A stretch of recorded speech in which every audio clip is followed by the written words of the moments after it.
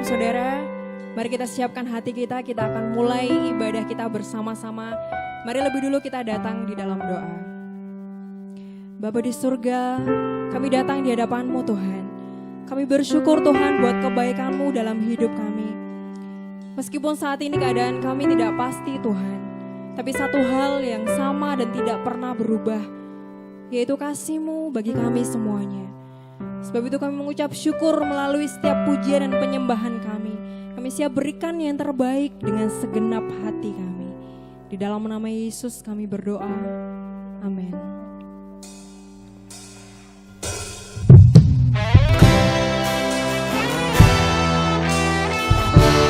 Sebab Engkau layak kami sembah Tuhan.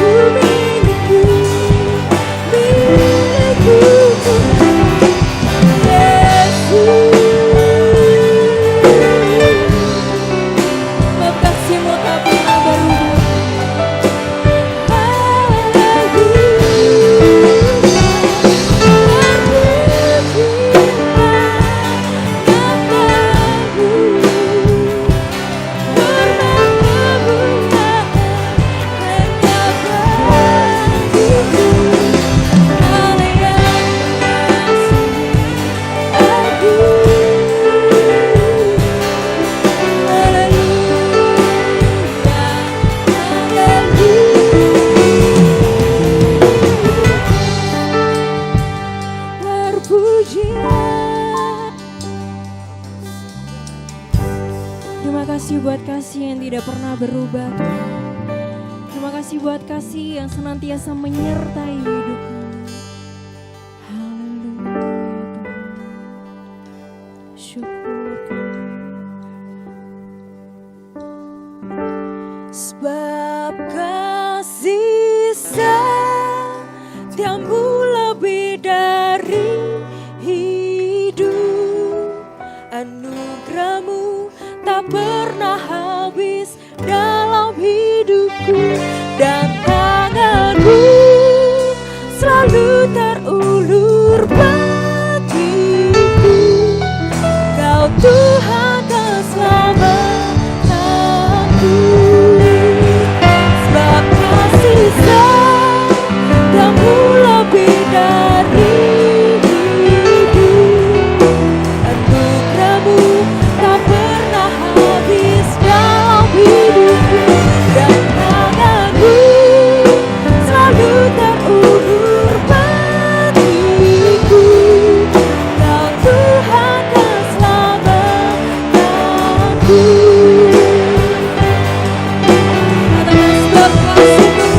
Sebab kasih setiamu lebih dari hidup, anugerahmu tak pernah habis dalam hidupku, tanganmu selalu terulur bagiku. Kau Tuhan keselamatanku. Kasih setiamu lebih dari hidup, anugerahmu tak pernah habis dalam hidupku, tanganmu selalu terulur bagiku. Kau Tuhan keselamatanku. Kau Tuhan keselamatanku. Kau Tuhan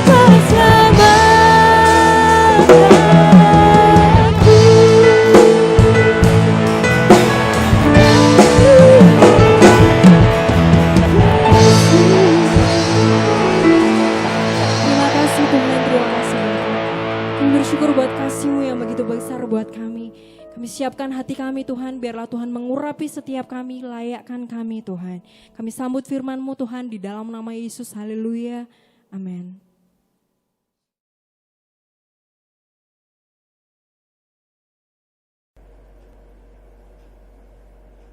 Shalom Bapak Ibu Saudara yang dikasihi Tuhan. Selamat Hari Raya Pentakosta.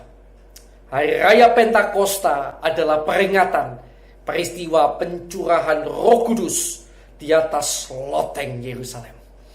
Ini adalah peristiwa yang besar yang patut kita bersama peringati. Setiap tahun minimal kita mengingat betapa pentingnya hidup kita selalu menikmati curahan kepenuhan yang daripada Roh Kudus. Dan sekaligus ya, setiap hari Pentakosta dari 11 tahun yang lalu, kita selalu memperingati hari ulang tahun gereja kita, Gereja Bethel Tabernakel Mojokerto. Karena kita sudah sepakati bersama bahwa setiap tahun hari ulang tahun Gereja Bethel Tabernakel Mojokerto adalah bertepatan dengan hari Raya Pentakosta. Dan biasanya kita rayakan dengan berbagai acara, bahkan juga makan bersama, kita bisa duduk bersama ngobrol. Tetapi tahun ini kita merayakan di dalam sebuah kesederhanaan ya. Saya berharap ini tidak mengurangi spirit kita, tapi kita tetap sungguh-sungguh dengan satu ucapan syukur merayakan hari Pentakosta ini. Nah, saudara yang kasih Tuhan, mari kita akan segera belajar kebenaran firman hari ini. Kita akan sambut kebenaran firman. Mari saya akan ajak kita berdoa lebih dulu. Terima kasih Tuhan, kami bersyukur kepadamu. Kami sebentar akan boleh belajar kebenaran firman-Mu. Kiranya Tuhan mengurapi kami dengan kuat kuasa Roh Kudus. Kiranya Tuhan menyertai kami dengan kuat kuasa Roh Kudus. Sehingga benar-benar kami mampu Tuhan menjadi orang-orang yang mendengar dan melakukan firman.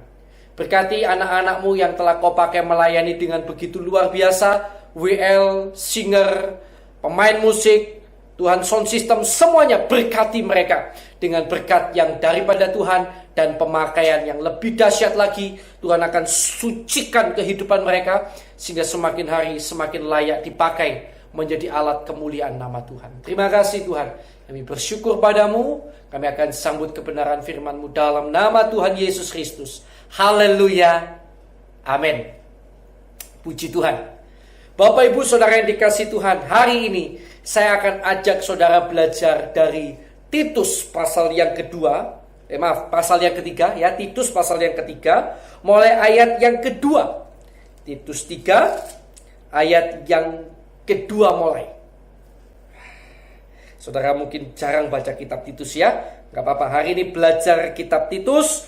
Titus 3 sekali lagi ayat 2 sampai ayat yang ke-5 atau mungkin 6 ya, sampai 6. Puji Tuhan. Janganlah mereka memfitnah. Janganlah mereka bertengkar.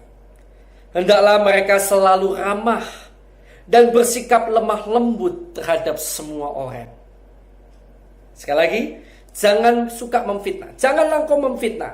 Janganlah mereka memfitnah. Janganlah mereka bertengkar. Hendaklah mereka selalu ramah dan bersikap lemah lembut terhadap semua orang. Karena dahulu kita juga hidup dalam kejahilan, tidak taat, sesat, sebagai hamba berbagai-bagai nafsu dan keinginan, hidup dalam kejahatan dan kedengkian, keji, saling membenci.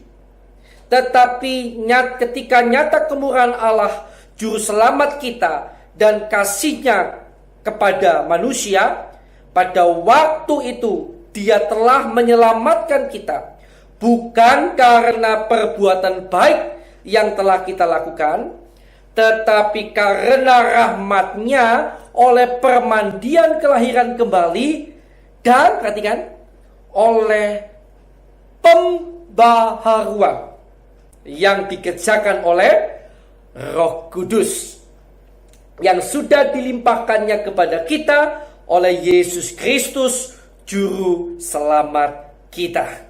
Yang percaya bersama saya katakan amin.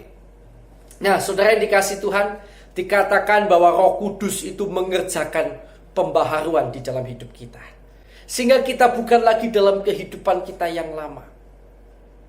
Jadi kalau kita dalam hidup lama kita mungkin berbohong, suka mencuri, suka marah tanpa sebab, suka mengumpat, tidak ada kasih terhadap sesama, maka saudara yang dikasihi Tuhan, Roh Kudus ketika ada dalam diri saudara, Dia akan mengerjakan pembaharuan. Wow, ketika kata ini terjadi pembaharuan, dan itu semuanya karena rahmat yang daripada Tuhan. Bisa nggak kita berubah karakter kita, sifat kita berubah dengan kekuatan kita sendiri? Ya mungkin bisa, tetapi sukar sekali. Berapa banyak orang yang tahu bahwa sifat marah itu jelek, tetapi suka marah itu jelek. Tetapi berapa banyak orang yang sanggup mengalahkan marahnya? Berapa banyak orang yang tahu bahwa berselingkuh, berzina itu jahat di mata Tuhan, tapi berapa banyak yang sanggup mengalahkan keinginannya untuk berbuat zina? Minimal lewat mata, lewat pikiran. Semua orang tahu bahwa membenci, tidak mengampuni itu jelek. Tapi berapa banyak yang mampu mengalahkan dirinya dan berkata, saya mau mengampuni dan saya tidak lagi mau membenci. Saudara, usaha dengan kekuatan kita akan sangat sukar terjadi. Tetapi Alkitab menunjukkan pada kita bahwa bagi orang percaya, saudara memiliki pengharapan untuk berubah, untuk menang terhadap diri sendiri jauh lebih besar daripada orang-orang lain yang ada dalam dunia ini. Mengapa? Karena saudara dan saya memiliki Roh Kudus di dalam kehidupan kita. Nah, saudara yang dikasihi Tuhan, ketika Roh Kudus memenuhi kita, saya pernah ajarkan pada minggu lalu kalau tidak salah, maka akan terjadi perubahan dalam hidup kita. Akan terjadi perubahan pada detik Roh Kudus memenuhi hidup kita. Bagaikan kendali itu bukan lagi di tangan kita, tetapi Roh Kudus yang pegang kendali. Tetapi berita yang perlu saudara ketahui juga bahwa ingat, kepenuhan Roh Kudus tidak terjadi sekali untuk selamanya. Tetapi adalah kepenuhan itu harus terjadi berulang-ulang. Artinya, karena ingat ya, sempat saya sudah ajarkan, diperbandingkan juga dengan mabuk anggur. Orang mabuk anggur itu kan tidak sekali minum terus mabuk selamanya, tidak. Ada durasinya. Mabuknya itu ada durasinya, kehilangan kendalinya itu ada durasinya. Nah, demikian juga ketika orang penuh Roh Kudus, ada durasi di mana Roh Kudus itu ambil alih penuh. Tapi kemudian ketika durasi itu sudah hilang, kepenuhan itu sudah mulai menurun, siapa yang pegang kendali? Ya diri kita lagi, kembali lagi. Tadinya ketika Roh Kudus pegang kendali, ada sukacita, damai sejahtera. Ketika sudah tidak dikendali Roh Kudus, kembali kepada kita, kita kembali dalam keadaan depresi, keadaan mudah marah, keadaan yang tidak bisa mengampuni. Kembali lagi. Nah, berarti apakah keubahan hidup dari Roh Kudus itu tidak permanen? Nah, saudara, saya akan ajarkan di sini sekali lagi, belajar. Saya pernah ajarkan di jemaat, bagaimana supaya keubahan hidup itu permanen. Maka caranya begini, ada satu kata-kata yang berkata bahwa tindakan yang dilakukan berulang-ulang akan menjadi kebiasaan. Kebiasaan yang dilakukan terus-menerus akan menjadi sebuah karakter. Baik ya. Jadi ketika kita melakukan sesuatu secara berulang-ulang, kita akan terbiasa. Pada waktu kita kecil, kita mungkin tidak terbiasa memakai sendok. Kita pegang itu sambil kagok itu sambil bingung cara pegangnya, mungkin bingung begini ya. Tapi kalau sudah biasa, saudara biasa. Sama seperti pakai sumpit. Tahu saudara sumpit? Saya dulu pertama kali belajar pakai sumpit itu jatuh-jatuh makanannya. Karena nggak biasa. Ketika sudah bisa ya sambil terpejam pun masih agak bisa dikit-dikit gitu ya. Semakin terbiasa semakin enak pakainya. Dan dalam hal-hal lain-lain ya. Semuanya yang kita lakukan berulang-ulang akan menjadi kebiasaan. Dan ketika sesuatu itu menjadi kebiasaan, lama-lama bisa menjadi sifat, menjadi karakter kita. Saudara, ketika saya mengatakan hal ini, coba saudara ingat kembali tentang kepenuhan Roh Kudus. Kepenuhan Roh Kudus terjadi, pada waktu terjadi ada keubahan hidup. Ya, kemudian semakin turun kepenuhan ini, maka saudara kembali pegang kendali. Caranya gimana supaya ini suatu keubahan hidup yang indah ini terjadi permanen? Caranya gimana? Usahakan penuh Roh Kudus setiap kali. Setiap kali sudah mulai turun, minta kepenuhan lagi. Setiap kali mau turun, minta kepenuhan lagi. Lakukan ini berulang-ulang, berturut-turut. Maka keubahan hidup yang tadinya sementara akan menjadi sesuatu yang permanen. Karena saudara sudah mulai terbiasa sabar. Bisa paham sampai di sini. Dan iblis itu seringkali pintar. Dia tidak mau keubahan hidup saudara permanen. Saudara mungkin ketika saudara minta kepenuhan Roh Kudus dan saudara dipenuhkan Roh Kudus, dia kalah selama beberapa jam. Tapi dia tidak mau kalah terus. Maka pada waktu Roh Kudus turun, dia akan buat segala macam cara. Maksudnya turun itu kepenuhannya sudah mulai turun ya. Dia akan mulai buat segala macam cara supaya saudara tidak minta lagi kepenuhan itu. Wah, pelan-pelan saudara akan kembali lagi pada hidup lama. Balik lagi. Ya, perubahannya kapan? Ya, waktu itu saja. Maka lalu timbul istilah tomat. Tobat terus kumat, gitu ya. Bertobat, berubah. Wah, ketika Roh Kudus penuh di gereja itu, berubah beberapa jam. Pulang gereja itu, kalau biasanya marah-marah, disenggol sedikit, sudah, gitu, pulang, disenggol, haleluya, gitu ya. Jatuh, kakinya diinjak, puji Tuhan. Padahal biasanya marah-marah. Pulang gereja, beberapa jam sesudah itu, Dia tidak cari, tidak minta lagi Roh Kudus memenuhi dia. Saudara tidak minta lagi Roh Kudus memenuhi saudara, balik lagi. Mulai dari ketika diinjak tadinya, puji Tuhan. Sekarang lama-lama, hei, matamu di mana? Begitu ya. Wah, kok nggak lihat kaki? Mulai kembali lagi pada hidup yang lama. Waktu pulang dengar gosip, saya nggak mau dengar gosip, saya mau dengar firman. Wah, puji Tuhan. Nggak ada gosip, papa ada gosip. Jangan bicara gosip. Misalnya begitu ya. Saudara berusaha menjaga diri gitu. Nggak mau bicara yang jelek-jelek tentang orang. Begitu pulang, lama nggak minta kepenuhan Roh Kudus lagi, balik lagi suka gosip. Apa? Oh iya. Ya saya dengar juga begitu. Wah, gosip mulai kosong makin sip. Padahal kadang-kadang beritanya belum tentu benar. Nah, jadi saudara yang kasih Tuhan, itulah perubahan hidup yang terjadi ketika saudara dipenuhkan Roh Kudus. Terjadi perubahan, tetapi sampai pada titik di mana Roh Kudus itu mulai turun, saudara mulai pegang kendali. Ini jangan dibiarkan lama-lama. Kalau saudara benar-benar serius ingin berubah, caranya gimana? Langsung minta lagi, Tuhan penuhkan saya dengan Roh Kudus. Minta kepenuhan Roh Kudus, cari lagi, minta lagi, sehingga Roh Kudus pegang kendali lagi. Oh ya, sudah mulai diinjak orang, mulai diam aja, minta kepenuhan Roh Kudus, mulai bisa senyum lagi. Haleluya. Gitu ya. Besoknya gitu lagi. 2 bulan kira-kira ketika saudara lakukan itu, nanti saudara akan betul-betul berubah. Sifat itu akan permanen dalam diri saudara. Saudara akan terbiasa sabar. Bisa dipahami sampai di sini ya. Karena apa? Saudara lakukan itu secara berulang-ulang. Menjadi sebuah kebiasaan, bahkan menjadi sebuah karakter, dan perubahan itu dikerjakan oleh Roh Kudus.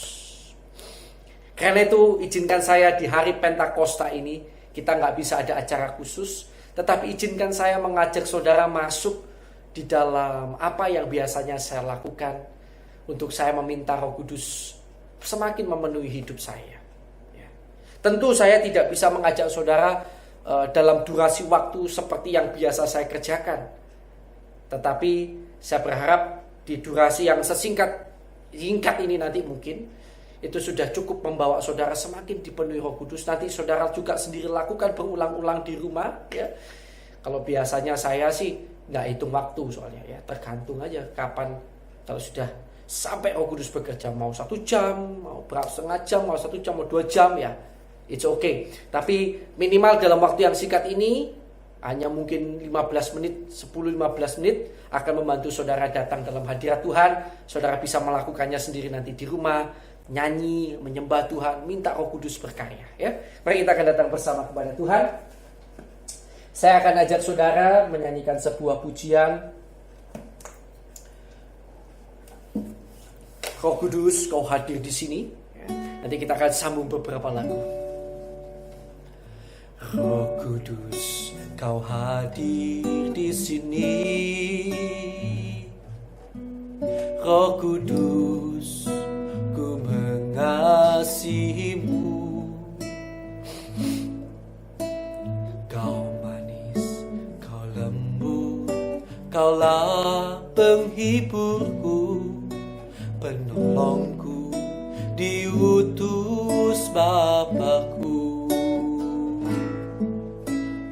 Roh Kudus, kau hadir di sini.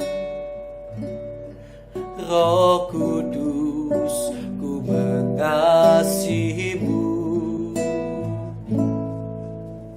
Kau manis, kau lembut, kaulah penghiburku, penolongku, diutus Bapakku. Ku buka hati untuk Roh-Mu Tuhan. Ku buka hati menyembah-Mu Yesus.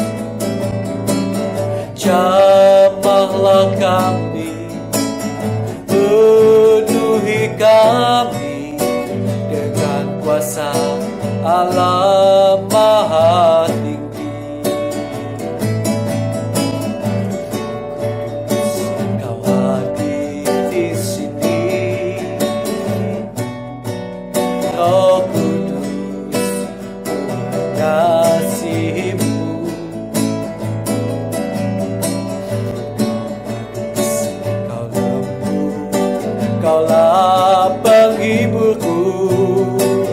penolongku diutus Bapa-Ku.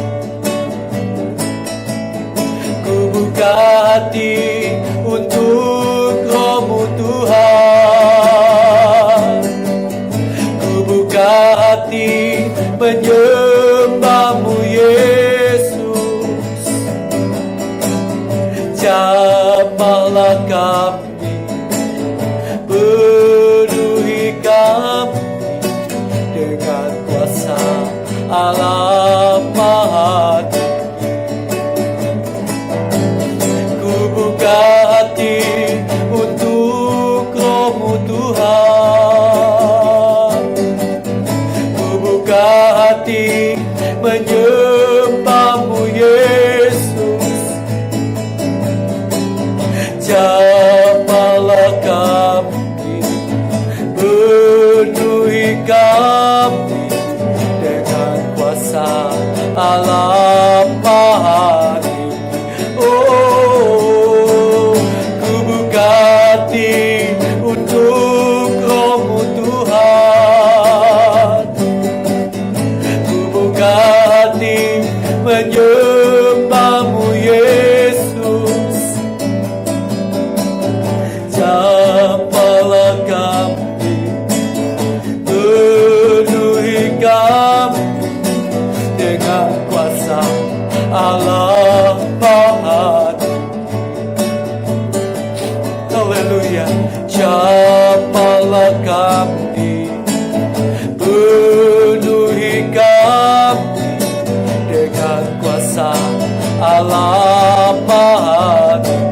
Jamahlah kami Tuhan, jamahlah kami, penuhi kami dengan kuasa Allah Maha Tinggi. Dengan kuasa Allah Maha Tinggi. Dengan kuasa Allah Maha Tinggi.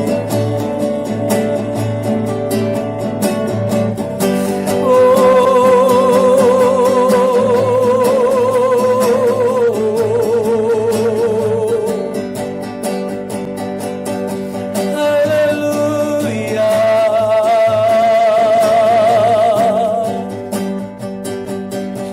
Haleluya.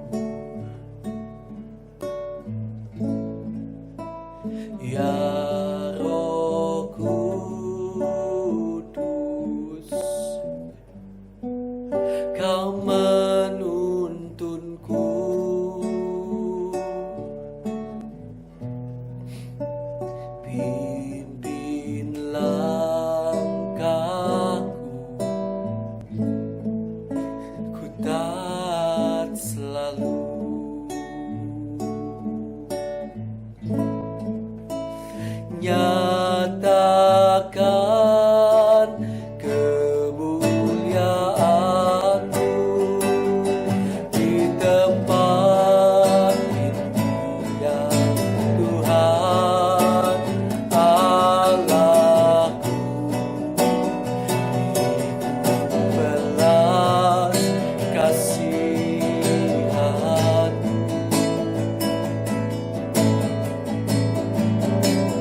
bangkit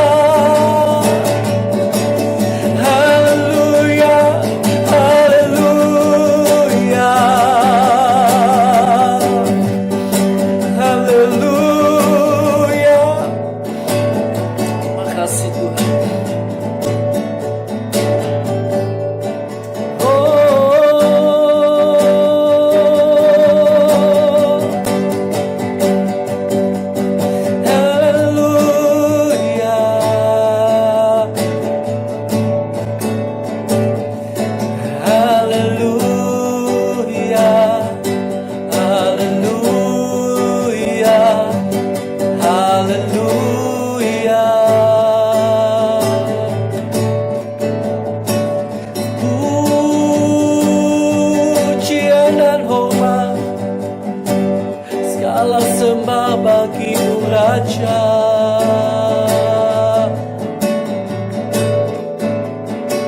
Penuhi kami dengan Roh-Mu yang kudus Tuhan. Kuasai kami Tuhan.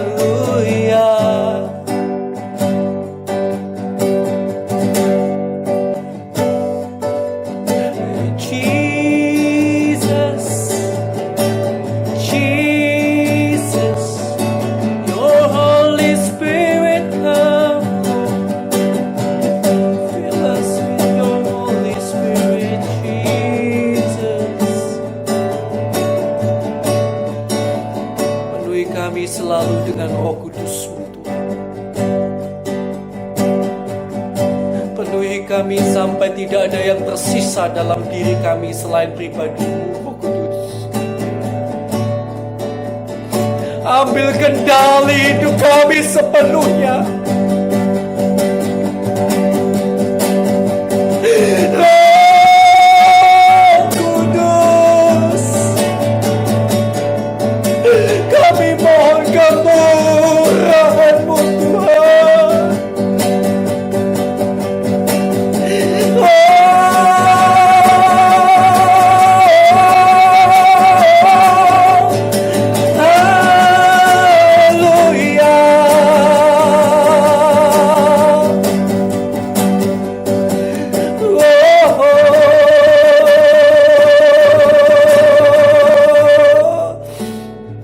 Terima kasih Tuhan. Jesus, Jesus. Haleluya, haleluya. My sweet Jesus, my sweet Jesus, my sweet Jesus.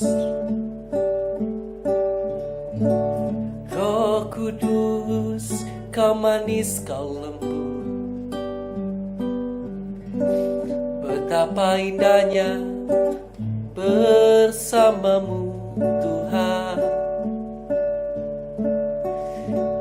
Tak ternilai, tak terukur indah kasih setiamu dalam hidupku.